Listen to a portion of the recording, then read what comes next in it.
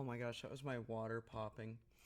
All right, crew fans, we got a lot to talk about. We just had the best game all season. We beat ETBU 62 to 14. 62 to 14. No, this is not a typo. This actually happened. I am absolutely ecstatic.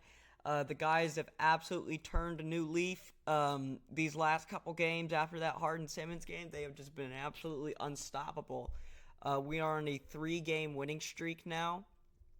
And yeah, we've got a lot to talk about here. Sorry for the late upload. I had some stuff I had to go do, so I'm sorry for the delayed upload, but I'm here now. So anyway, let's go ahead and talk about this. So, all right, we're just gonna go over the first quarter because the first quarter was insane. We went on a 24-0 run. First touchdown was Asa Osborne. He had a touchdown, a 1-yard run. Second touchdown was by BJ Stewart. He had this insane catch. I wish I got it on camera. It was crazy. Third touchdown, or wait, what is that? Oh no, sorry, then not a third touchdown. Sorry. Then Jack Height kicked a field goal, and then it was 17-0, and then Cam Ferguson with a 63-yard run made it 24-0 in the first quarter. Second quarter, BJ Stewart, again, another touchdown, had a 30, sorry, not 30, I was looking at the score, had a 61-yard punt return. 61-yard punt return.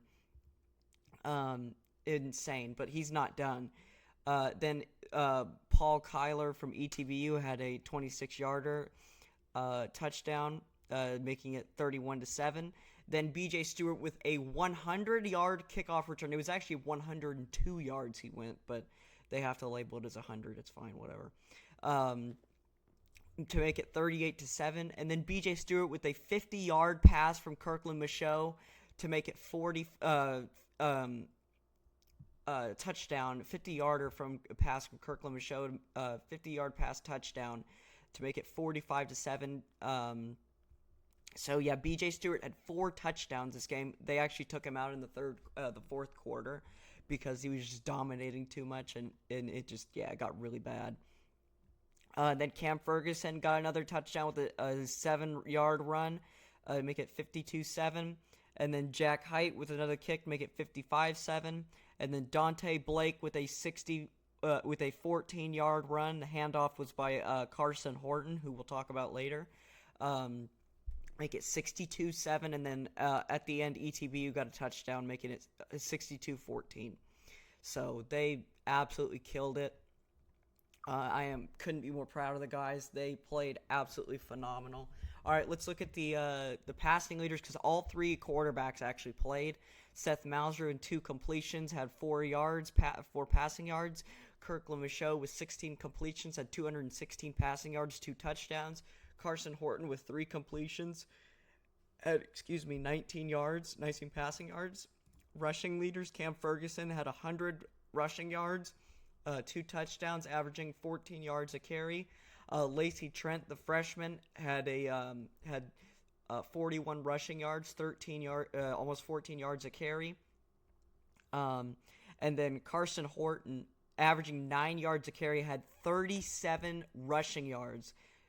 He looked really solid that last game. Even though he didn't play a whole ton, he looked really solid. He did get a little banged up, and I think he was limping off the field. I hope he's okay. Let's go to the receivers. So B.J. Stewart says he has 2 touchdowns. He has 4 touchdowns. I guess they don't count the special teams touchdowns here. I don't know why. Doesn't make sense to me. But he had more than 900. He had 96 receiving yards, but he had over 300 yards total, receiving yards total, counting those special teams receptions. Longest reception was 50 yards, which was that touchdown on 7 completions. Luke Vidal had 5 completions. Receptions had 83 yards. His longest reception was 35 yards. Asa Osborne on 3 receptions had 27 yards. His longest was 23 yards for the reception. Gavin Brzezinski had 10 total tackles and also an assisted tackle for loss. Dominic Battle III had 5 total tackles, and J.J. Davis had 4 total tackles. But the defense doesn't stop there, so let's go ahead and go here to the box score. Let's just go back to the passing. Kirkland went 16 for 25. Nobody got sacked at all. Carson Horton had, in 3 completions, 19 yards, and his longest pass was 12 yards. Seth Mauser had 2 completions in 4 passing yards, longest was 4 yards.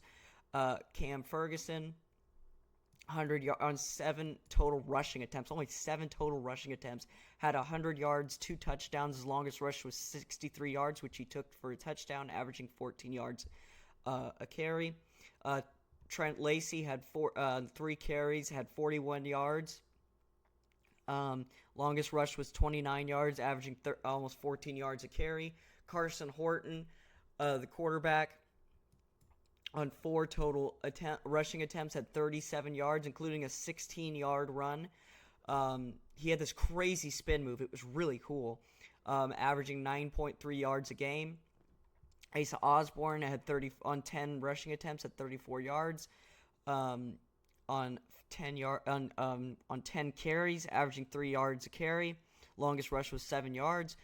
Dante Blake, on 4 rushing attempts, had 20 yards, and then 14 yards was his longest, which he actually took in for a touchdown. And Asa Osborne also did have a touchdown. He had a 1-yard touchdown. Sorry, I forgot to mention that. And then Dante Blake, almost 5 yards a carry. Kirkland Michaud had 1 rush for 4 yards, averaging 4 yards a carry. Seth Mauser, on 1 rush, averaged 2 yards. He had a 2-yard rush. And then for receiving, B.J. Stewart, on 7 receptions,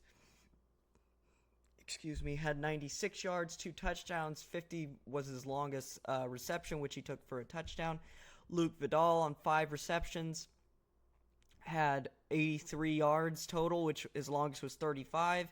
Asa Osborne, on 3 receiving yards, had 27 total receiving. I'm sorry, not 3 receiving yards. On 3 receptions, had 27 total receiving yards. 23 yards was his longest reception. Jonah Roberson, I don't know how to say his last name, on 1 reception had 12 yards. Will McClintock had, on 2 receptions, had 10 yards. 8 was his longest reception. Zach Dodd had 1 reception, resulting in 6 yards. Quincy Jones had 1 reception, resulting in 4 yards. And Braden Anderson on 1 reception at a yard. So that's the offense. But the defense, man, first of all, we're going to go to the quarterback on ETBU. This was actually not their starting quarterback. I think their starting quarterback's injured or something. He is actually decent. I remember watching him in the ETBU game. He got sacked 6 times and threw 2 interceptions. Got sacked 6 times. I think that is, I don't know, that might have to be a career record somewhere. Anyway, 6 times. And then, so here we go. Gavin Brzezinski with 6 solo tackles, 4 assisted tackles, 10 total tackles, an assisted tackle for loss, resulting in 2 yards lost in that tackle for loss. Dominic Battle III with 3 solo tackles, 5 total tackles. J.J. Davis with 2 solo tackles, with 4 total tackles. Brandon Magruder with 3 solo tackles, 4 total tackles. 3.5 tackles for loss, resulting in 19 yards lost for ETBU, and 2 sacks, resulting in 14 yards lost for ETBU. Azeal Jones with 3 solo tackles, 4 total tackles, and 3 broken up passes on his first game back. Jordan Daniel with 2 total solo tackles and 4 total tackles. Gage Sanders with 1 solo tackle, 4 total tackles, 2 sacks, resulting in 12 yards lost. 1.5 sacks for 12 lost yards for ETBU. Lance Robertson had 1 solo tackle, 4 total tackles, an assisted tackle for loss, resulting in 1 lost yard. Cam Bibbins had 2 solo tackles and 3 total tackles, with 1 tackle for loss, resulting in 1 yard lost. Samuel Steff had 2 solo tackles, 2 total tackles, resulting in an interception and also a broken up pass.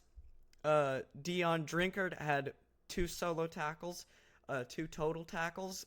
Ty Legg had 2 solo tackles, 2 total tackles. Jacoby Davis had 1 solo tackle, 2 total tackles. Brody Woods had 2 solo tackles, 2 total tackles, a forced fumble, resulting in loss of yardage. Teron Brown had 1 solo tackle, 2 total tackles, 1.5 tackles for loss, resulting in 7 lost yards, and 1.5 sacks, resulting in 7 lost yards for ETBU. Colin Craig had 1 solo tackle, 2 total tackles. Seth Warren had 1 solo tackle, 2 total tackles. Davion Ferdelag had 1 solo tackle, 2 total tackles. Demarion Morris had 1 total tackle plus an interception. Trevor Tamplin had 1 total tackle plus an assisted tackle for loss, resulting in 1 yard loss for ETBU. Linford Norega had 1 total tackle. Damian Hopkins had 1 total tackle. Braden Eberwine had 1 solo tackle, 1 total tackle. PJ Johnson had 1 total tackle and 2 broken up passes. Then Crane Curtis had 1 solo tackle, 1 total tackle, a tackle for loss, resulting in 4 lost yards by ETBU, and a sack resulting in 4 lost yards for ETBU. So, and then Will McClintock, the tight end, had also had a blocked. I think that's a blocked kick or something. I don't know. I think they did block a kick. I can't remember. Anyway, now let's go to the punting. Logan Childs had on 5 punts had 177 yards, averaging 35 yards a punt. His longest punt was 52 yards. Jonah Robertson had a return. 2 returns at 20 yards. 12 yards was his longest return. BJ Stewart had 5 returns, 112 return yards. 61 was his longest return, which he did do for a touchdown. And then, he did do that one for a touchdown. And then also he had 102 yard kickoff return, which he did take for a touchdown. Samuel Steff had an intercept. Oh wait, no, never mind. Sorry, he didn't return the ball. Crew field goals. Jack Height in the first quarter had a 35-yard field goal, and Jack Height in the fourth quarter had a 28-yard field goal. Both of them were good. Jack Height for the kickoffs had 6 kickoffs for 338 yards, averaging 56 yards a kick. Caleb Gardner had 5 total kickoffs with 291 kickoff yards and 1 touchback from ETBU, averaging 58 yards a kick. And Jack Height made 8 for 8 field goals. So that's the stats for UMHB. They played absolutely great. And now let's get on to the awards. First award for the Offensive Player of the Game award, no question, is Cam Ferguson.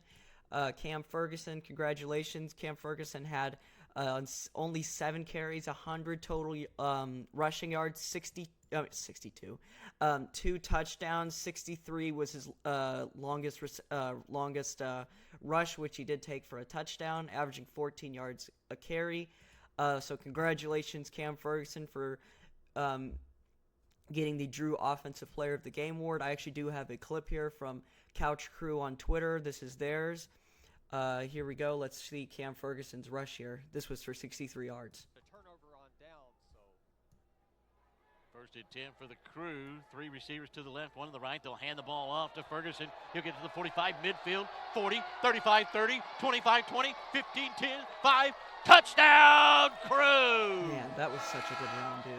63 yards on one play, yarder. and the Crew extend the turnover on. Anyway, so congratulations, Cam Ferguson, for winning the Drew Offensive Player of the Game award. Let me turn this down because we're going to react to a couple more videos. Some of them are louder than others. All right, Defensive Player of the Game award, no question goes for me, goes to Brandon McGruder. I gotta say, this guy is insane. This guy is a defensive end. He is 6'4", but I think the guy is 6'6". He looks taller than 6'4" to me. 240 pounds. He's a junior transfer. he had, let me get here real quick.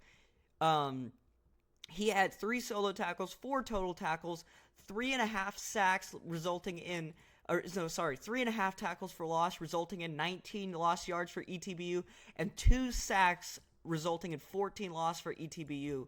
So, congratulations, Brandon Magruder, on winning the Drew Defensive Player of the Game Award. He is an absolutely insane player. Oh, also, sorry. Man, it's getting dark. Brandon Magruder also won a game ball. He won the defensive game ball, so congratulations, Brandon Magruder, on winning the defensive game ball. And, Cam Ferguson also won a defensive game ball. So congratulations, guys, on winning the game balls. And congratulations, Brandon Magruder, on winning the Drew Defensive Player of the Game Award. Special Teams Player of the Game Award goes to BJ Stewart, no doubt. Had 4 touchdowns, a 102-yard kickoff return, and a 63-yard punt return, resulting in a touchdown. So, and just 2 reception touchdowns, resulting in 300-plus yards. So, congratulations, BJ Stewart. He also won D3Football.com Special Teams Player of the Week, Team of the Week, and also won Special Teams Player of the Week for ASC. So we're also going to react to this clip. Let me turn it up. I think this might be softer because their audio is really soft. Here we go. Teed up, and he'll put his foot into it, and we are back underway here at Crusader Stadium. 2 yards deep in the end zone, and the Crusaders going to bring it out. B.J. Stewart has a lane out to the 35, 40, midfield, down to the 40, one man to beat, slows down at the 30, 25, gets a block, 10, 5, touchdown, Crew! 102 yards on the return, and the Crew strike early in the second half. 37-7 with your PAT up and coming. Teed up, and he'll put his foot in. Anyway, that was the first play of the second half, which is pretty crazy.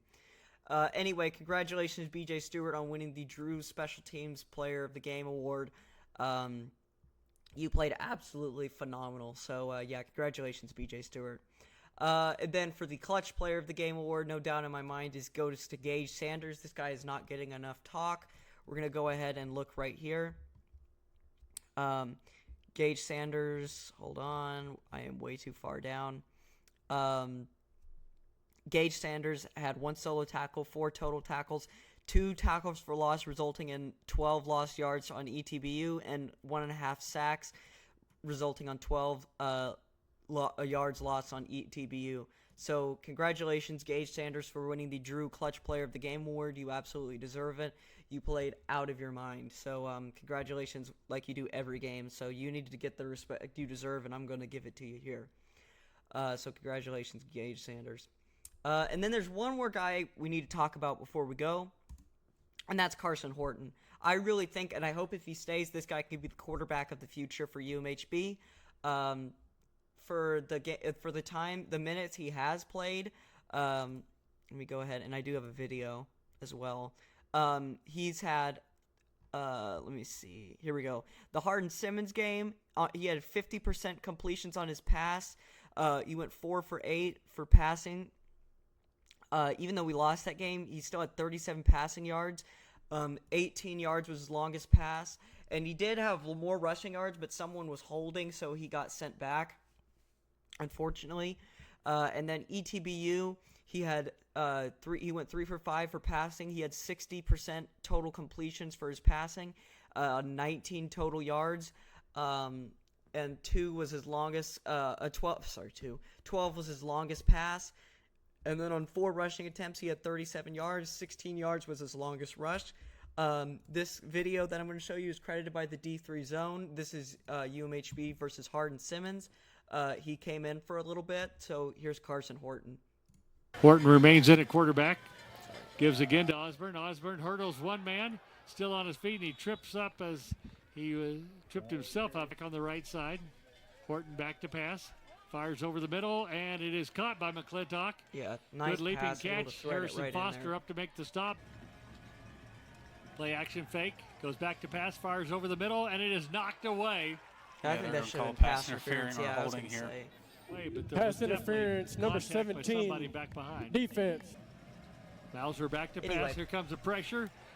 So that's what I wanted to show you. So I really think Carson Horton can be an asset for us, and I really hope that he can be the quarterback of the future for UMHB. So anyway, yeah, that's what I wanted to say before I ended it.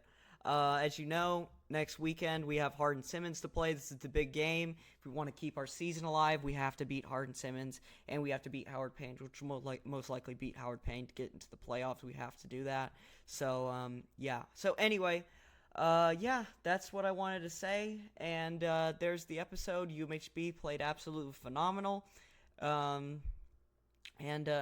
Yeah, I couldn't be more proud of the guys. That was the best game we've played all season, 62-14. So, yeah, and I was so happy that I could be able to be there and watch it. Anyways, yeah, go Crew.